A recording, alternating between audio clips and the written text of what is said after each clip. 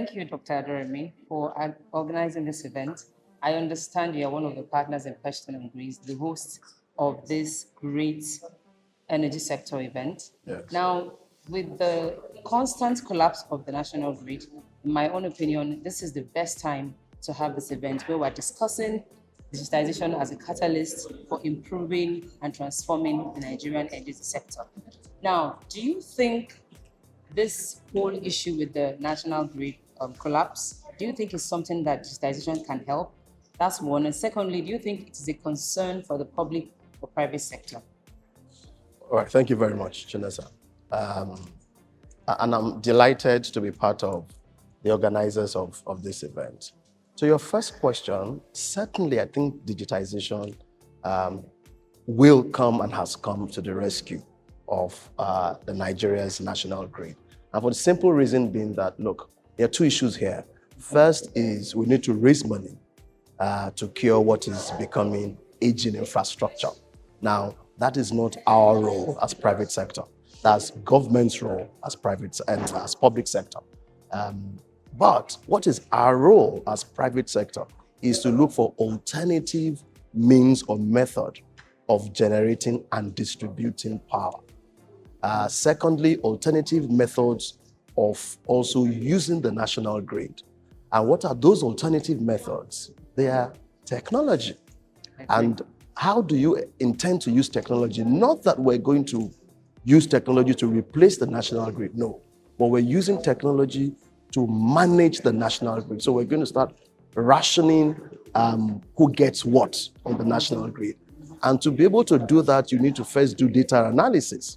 And so your data analysis will assist you in determining who gets what or who does not get what on the national grid. And I can tie it to your first question between public and the private sector. Yes. My honest belief is that public sector, which is government, must carefully think of removing certain consumers from the national grid.